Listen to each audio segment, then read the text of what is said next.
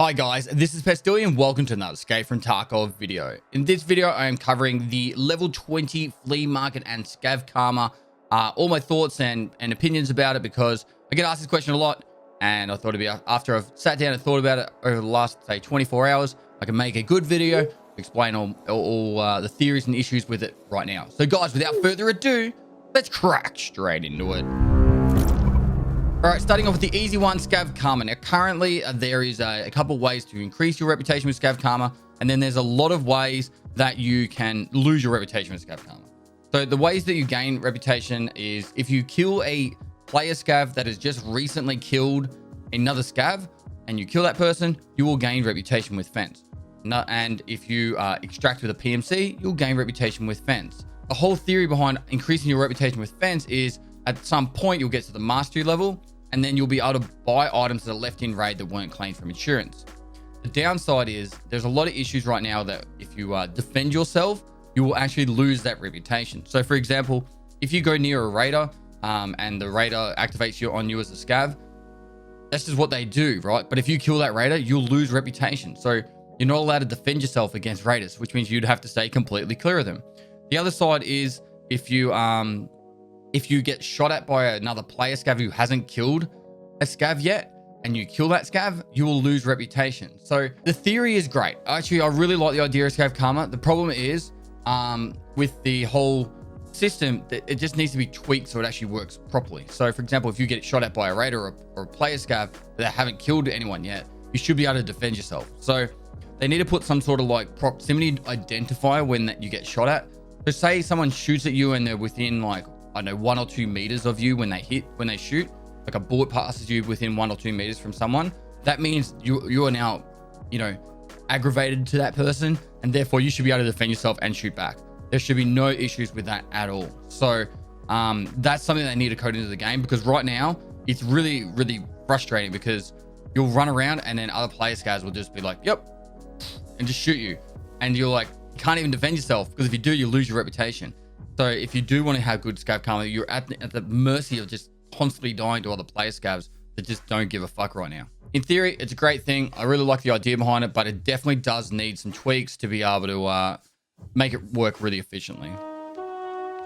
Now, the next part is the level 20 Flea Market. There has been so many questions about this one and what my thoughts are and all that. So initially, I thought this is going to be really, really bad for the entirety of the game. I thought people would just be like frustrated, I'm never going to get the Flea Market, and it's not going to be enjoyable for me to play Escape from Tarkov. In theory, there is a few things that could come out of this, and I guess what they've done is they've just chucked it up there and seen how the reaction of the community is. Like, what they could have done initially is just gone, hey, we'll do level 15 this wipe and we'll see what happens. In level 15, people go ask me how long it would take to get level 20 for just an average player. Whatever time it takes you to get level 10 normally, I would say times that by 4. That's about how long it's going to take you to get level 20. Maybe times by 5. Somewhere between 4 and 5 times the time it takes you to get level 10. The problem that you're going to run into is some of the quests, there's kind of like some sticking points with quests where you might have a little bit of issues, mostly with keys. And that's why it's going to take you quite a long time to get to level 20. Now, the upside of taking longer to get to level 20 is it means it's only going to be slowly like a drip feed of people coming in, and then eventually there'll be more and more of a wave of people hit level 20 at the exact same time. Now, the good side of this, and it kind of goes back to the whole World of Warcraft bringing out WoW Classic, is it kind of makes it forces you to find communities to play with, so you can actually get into a certain locked doorways and that, so you can get your quests done. So for example, back in the day, my Discord used to be popping it, and the reason why my Discord was so successful was everyone was going on there to get help with getting certain items like 60 round mags or getting a key to get into a room and stuff like that. This was all before the Flea Market, right? So it actually incentivizes people to find other people to play with in communities to be able to get through some of the quest lines. But there is a bit of a community aspect to that. The problem is, if it's too punishing and too painful for people to get to that point in the game, there will be some people that just go, fuck it, this is just not for me. I'm not going to do this. This is too much work. So it's a matter of a balancing act for battle state games to figure out, is level 20 too high? Is it too frustrating for people? is there enough quests to help you get there in a reasonable time frame?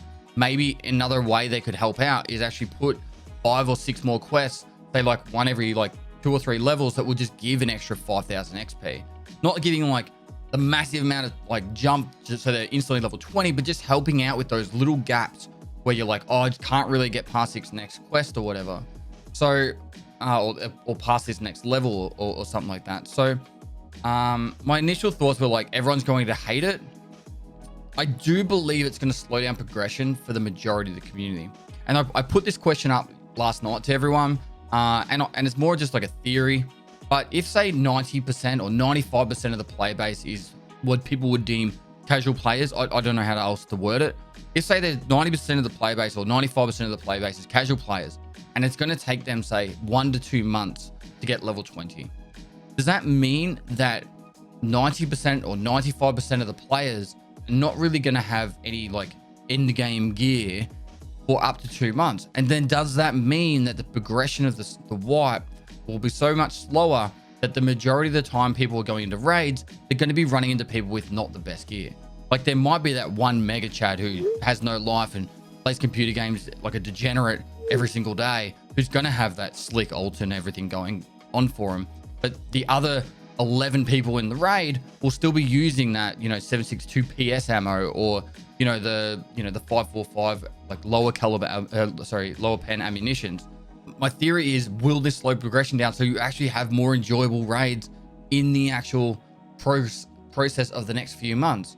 So all I'm going to say here is keep an open mind.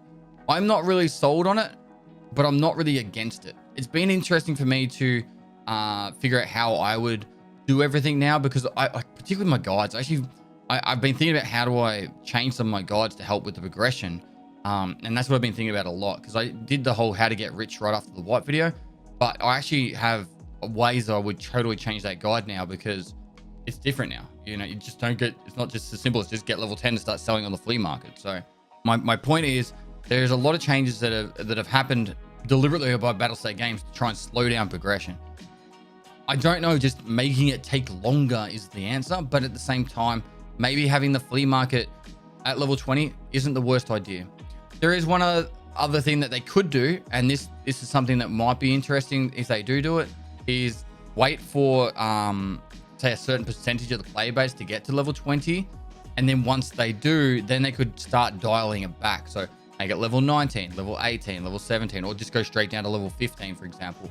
And then that way, over the period of time, as more and more people get towards the end game, they make the end game more accessible to the lower level players.